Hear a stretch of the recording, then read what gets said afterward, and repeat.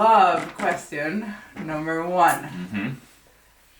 Am I supposed to answer this question? Yes. Okay. You have to answer the question. It's not a rhetorical question? It is not rhetorical. Okay. So if love were a dish, what would it be and what would you pair it with? Croissant. Ooh, that's pretty good. If love were a dish, it would be boeuf bourguignon. Oh. Yeah. Because it's got all the best stuff in it.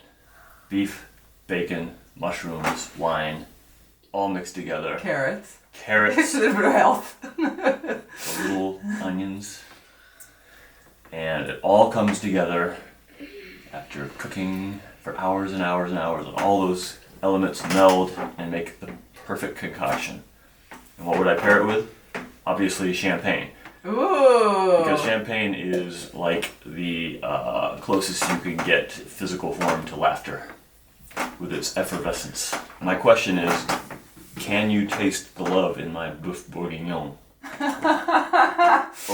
Or on your pancakes? In my pancakes. Let me try a pancake and I'll tell you if the love is there.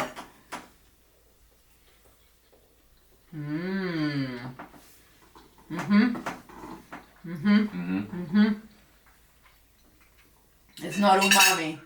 It's love. Yeah, that's the ingredient I like to That's put the in ingredient. everything. And it works. It's a corny cliche, but it's true. Yeah, one can taste the love Good. in all things in life. All right, see you tomorrow for we're doing this till 5 days till Valentine. So on Valentine's we'll finish with Love question number 5. number 5. Love question number 2. This is a big one. Ooh. Has your love for me endured, even though my hair has not? Oh no. Oh. Well, my father's hair did not endure, I think, past his 20s. So I grew up with a sense of men being very handsome, even though their hair didn't endure. And my grandmother used to say that his hair fell off because he was so smart that his intelligence pushed it out. And Took me a little longer than my 20s. so yes, I couldn't love you more. Hair or no hair? Love question number 2. This is going to be our 26th year together. And I was wondering, what do you remember, one memory that you like from that first week we met in April of 99? One? Yep. There's no really question about it. And that is when you invited me to that party. And there was some other guy there. My TA. And we were both interested. Yes. And I blew him out of the water, of course. You sure did. It's not his fault. But my favorite memory was when I had to go because Mike was coming into town that night. Your best friend, yeah. I had to meet him, so I had to go back home. And just as I left, you, to say goodbye, you grabbed my face and you gave me a little kiss, and that was our first kiss. That was our first kiss. And I staggered out of that party, and I couldn't find my car because I was so besotted, not by alcohol, although I probably had a little of that too, but like I was completely besotted with love, and I went and called my sister and told her all about you, and yeah, I just knew that we were going to be together forever. Hair or no hair? Hair or no hair? So it's day 3 of our love questions.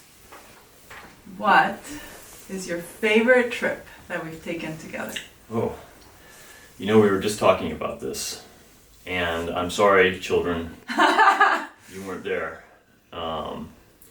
maybe in spirit, but that trip to Mesa Verde might have been my very favorite trip together, because we were young, broke as we've ever been. Our car was a real beater, and we were driving up a mountain. Never should have had that car driving up a mountain, and a wheel came almost all the way off, and we had to get towed down to what was the town? Crested Butte. Crested Butte. Yep. And get our car fixed, and we didn't have any money. Had to beg my parents for some money, but it was an amazing trip, an amazing place, and that one has always stuck with me as one of the more magical trips. It's just a really magical place, but magical time in life too. It was. 100% agreed. And we get to say we lost a wheel on top of a mountain, which is pretty fun. Yeah, it was very romantic somehow. Number 3. Is there any danger of you ditching me for James McAvoy?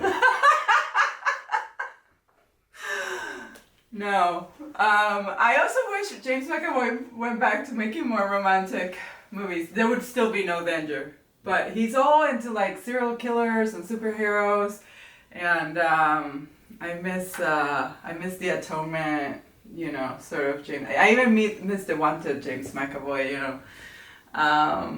But there's no danger of me ditching you for anyone, not even James McAvoy. Love question number 4. Why is your laugh the best sound in the universe? Oh, that's so sweet. I think it's because you love me. I think it's because you love me, and it makes you, and I think you like being funny, and you are funny. I do try to be funny. And then it's sort of sense of, yes, you were funny. I think so. Yeah. But when you laugh, it's better than when anyone else laughs. Oh, well, that's because you love me. See, that's answer number 1. That's a theory. All right. If you and I were birds, where would we build our nest, and what would we feed our babies? Now that is a question I've never thought about before. Ah, that's the point of the game. In a cavity in a tree, overlooking the woods, and we would feed our children regurgitated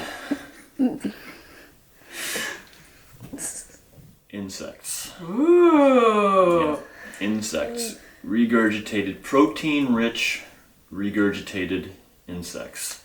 And I would regurgitate those insects with such love you wouldn't believe it. Well, I think I'll build a nest with you. That sounds pretty good.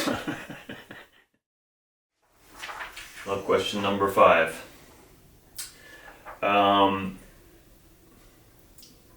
What's it like as a Venezuelan woman to live with the shame of being married to a man who can't dance salsa? Well, I'm not that great of a salsa dancer myself. I can do merengue really well. But I see, that's the great thing. If you were a Venezuelan guy who couldn't dance salsa, that might be kind of weird. But you're from Akron, so you get all sorts of forgiveness, and people always think it's so cute and adorable. You know, the rules are different. All right. But actually, that goes very well with my question, which is, would you like to dance? Of course. Not salsa though, merengue.